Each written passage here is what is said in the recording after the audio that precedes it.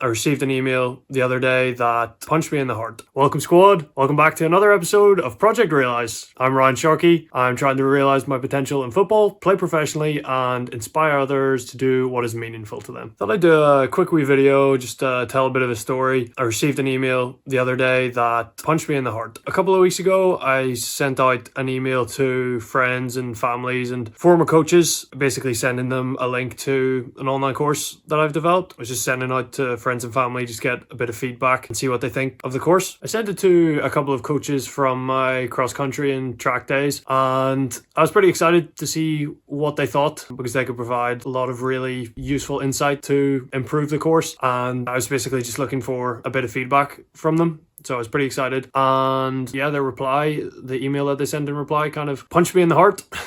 Say that tongue-in-cheek, but it was a pretty disappointing and unenthusiastic response that I got. And yeah, I had a pretty good relationship with them when they were my coaches, and so I felt kind of disappointed, and I noticed that I was experiencing sort of negative emotions. I was definitely disappointed with their response. It was very apathetic and unenthusiastic and kind of confusing because I'd had a great relationship with them at college, and their reply, it was kind of like they didn't even really know me. They were kind of just blowing it off. I had asked for feedback and they were basically like, yeah, we can't share this if it's talking about partying at all. And that's basically all they said. And so, like I said, could notice in my body just like a negative emotional reaction to that. And I kind of sat with those negative emotions and decided to dig like a little bit deeper into what I thought the source of those negative emotions were. And what I realized was that I was expecting a really enthusiastic and positive response from them, and what I got was the opposite of that. And so it was an unexpected response and like a disappointing response, and I think that was the major source of like the negative emotions in me. And then I kept on sitting with it and breaking it down into what I could control and what I couldn't control in the situation. And so what I couldn't control was their reaction to my online course. Like, I couldn't force them to be enthusiastic about it or even care about it. And then what I could control was my reaction to their reaction. And so that helped me feel a lot better about things and kind of come to more to peace with the whole situation. And then another thing that I like to do is called the Deathbed Test. And so I imagine myself on my deathbed looking back at this situation that I'm currently experiencing, and if I'm on my deathbed and the situation doesn't feel very important, or if I'm not even going to be thinking about it on my deathbed, then it helps me realize that it's actually not that important in general. So just for this example, like on my deathbed, I know I'm not going to be thinking about this situation at all, so it helps me realize that it's actually not that important in the larger scheme of things. So I think breaking it down into what I can control and what I can't control is really useful for this kind of situation, but also the vast majority of situations we come across in life. Like, a lot of time we spend time dwelling on things that are outside of our control, like what other people are doing, like what coaches or other teammates are doing, and just focusing on or identifying